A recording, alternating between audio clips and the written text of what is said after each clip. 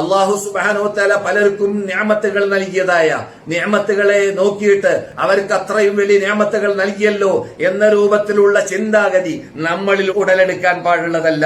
അത് നമ്മളിൽ ഉടലെടുക്കുന്ന സന്ദർഭത്തിൽ അല്ലാഹു സുബ്ഹാനഹു വ തആലയുടെ കഴിവ് കൽപ്പന ചോദ്യം ചെയ്യലും അല്ലാഹുവിന്റെ ഖദറിനെ ചോദ്യം ചെയ്യലും അല്ലാഹുവിലുള്ള കെട്ടുറപ്പുള്ള വിശ്വാസത്തിലുള്ളതായ വീഴ്ചയിലേക്കുള്ള സൂചനയുമാണ്. അതുകൊണ്ട് തന്നെ ലാ തമുദ്ദന്ന ഐനൈക ഇലാ മാ മത്തഅനാ ബിഹി അസ്വാജൻ മിൻഹും സഹറത്തുൽ ഹയാത്തിൻ ദുനിയ ലിനഫ്തിനഹും ഫീ വറിസ്ഖു റബ്ബിക ഖൈറുൻ വഅബ്ഖാ. മറ്റുള്ളവർക്ക് നൽകപ്പെട്ട നിങ്ങൾക്ക് നൽകപ്പെടാത്ത ഭൗതികമായ ആഡംബരങ്ങളും ഭൗതികമായ നേട്ടങ്ങളും കണ്ടിട്ട് നിങ്ങൾ എന്തേ ഞങ്ങൾക്കത് ലഭിച്ചില്ല, അവർക്ക് എന്തുകൊണ്ട് ലഭിച്ചു എന്ന രൂപത്തിലുള്ള ചിന്താഗതി നിങ്ങളിൽ ഉടലെടുത്തു പോകരുത്.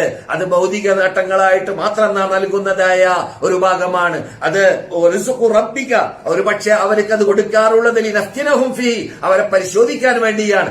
അതേ സമയത്ത് നിങ്ങൾ ചിന്തിക്കേണ്ടത് റിസ്ഖു റബ്ബിക ഖൈറുൻ വഅബ്ഖാ, അല്ലാഹു നിങ്ങൾക്ക് നൽകിയതായ റിസ്ഖ്, തയ്യാറാക്കി വെച്ച റിസ്ഖ്, തയ്യാറാക്കി വെച്ചതായ ആ സ്വർഗീയ ജീവിതം, ആ ആഡംബരങ്ങൾ, ആ രമ്യഹർമ്മ്യങ്ങൾ, ആ പൂന്തോപ്പുകൾ, ആ കൊട്ടാരങ്ങൾ, ആ ഹുറുൽഈങ്ങൾ എന്തെല്ലാം പരലോകത്തിൽ ലഭിക്കാൻ പോകുന്നു, അതുപോലെ ഇവിടെയും അല്ലാഹ് കൊടുക്കാൻ തീരുമാനിച്ച അല്ലാഹുവിന്റെ റിസ്ഖ്, അതാണ് അല്ലാഹു സുബ്ഹാനഹു വ തആല നൽകാൻ വേണ്ടി നമുക്ക് സൂക്ഷിച്ച് സംരക്ഷിച്ചു വെച്ചതായ പരലോകത്തിൽ ലഭിക്കാൻ പോകുന്നതായ വിജയം. റിസ്ഖു റബ്ബിക ഖൈറുൻ വഅബ്ഖാ, അതാണ് ഉത്തമമായ റിസ്ഖ്, അതാണ് ഉത്തമമായ ശേഷിക്കുന്ന നിലനിൽക്കുന്ന നഷ്ടപ്പെട്ടു പോകാത്തതായ റിസ്ഖ്, അതാണ് എന്ന് അല്ലാഹു പറയുന്നു. അല്ലാഹു തുടർന്ന് യഅലമു അന്നമൽ ഹയാത്തുദ് ദുനിയ ലഇബുൻ വലഹുൻ വസീനത്തുൻ വതഫാഖറുൻ ബൈനക്കും വതകാതുറുൻ ഫിൽ അംവാലി വൽ ഔലാദ്.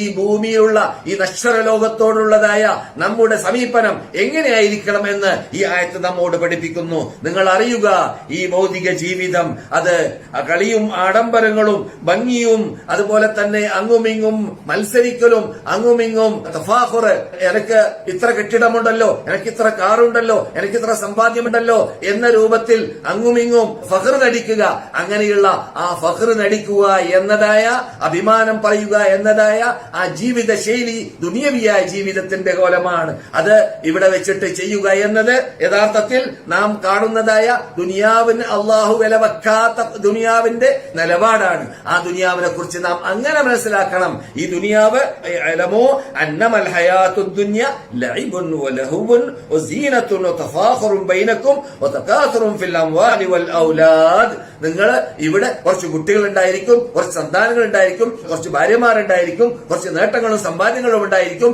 പക്ഷേ അതൊക്കെ അള്ളാഹു ഇഷ്ടപ്പെട്ട രൂപത്തിൽ അതിനെ നാം ഉപയോഗിച്ചില്ലെങ്കിൽ, ആ രൂപത്തിൽ വളർത്തിയിട്ടില്ലെങ്കിൽ, ആ രൂപത്തിൽ ചെലവാക്കിയിട്ടില്ലെങ്കിൽ, ആ രൂപത്തിൽ അള്ളാഹു സുബ്ഹാനഹു വ തആല കൽപ്പിച്ച രൂപത്തിൽ സമ്പത്തുകൾ ഉപയോഗപ്പെടുത്തിയിട്ടില്ലെങ്കിൽ അതിൽ ഒരു ഫലവും നമുക്ക് ലഭിക്കാൻ പോകുന്നില്ല എന്ന് മാത്രമല്ല, ഇവിടെയുള്ളത് നശ്വരമാണ്, അവിടെയുള്ളത് ശാശ്വതമാണ്. ആ ശാശ്വതമായ ലോകത്തിന് വേണ്ടി നാം ഒരുങ്ങുന്നവരായതുകൊണ്ട് ഈ ഭൂമിക്ക് നാം നൽകുന്ന വില മാത്രം നൽകിയാൽ മതി എന്ന രൂപം, എന്ന പാഠം പഠിപ്പിക്കാൻ വേണ്ടി അള്ളാഹു ഉപയോഗിച്ചതായ ശൈലിയാണ് നിങ്ങൾ ഞാൻ കൽപ്പിച്ചതായ ആയത്തിൽ. അതുകൊണ്ട് ഇവിടെ നാം ജീവിക്കുമ്പോൾ ബുദ്ധിജീവികളായി ജീവിക്കണം. ഇന്നലില്ലാഹി ഇബാദൻ ഫുതന തല്ലഖുദ് ദുനിയ വഖാഫുൽ ഫിതന എന്ന് ഞാൻ പലപ്പോഴും റിയാദുസ് സാലിഹീന്റെ തുടക്കത്തിൽ മുഖവരയിൽ നവവി ഇമാം പറഞ്ഞതായ പദ്യം ചെല്ലാറുണ്ട്. ഇന്നലില്ലാഹി ഇബാദൻ ഫുതന തല്ലഖുദ് ദുനിയ വഖാഫുൽ ഫിതന. അല്ലാഹുവിന് ചില അടിമകളുണ്ട്, അവർ ബുദ്ധിജീവികളാണ്. എന്താണ് ബുദ്ധിജീവികളാണ് എന്നതിലേക്കുള്ള തെളിവ്? അവർ ഭൗതികമായ നേട്ടങ്ങളെയെല്ലാം തലാഖ് ചൊല്ലിയിരിക്കുകയാണ്.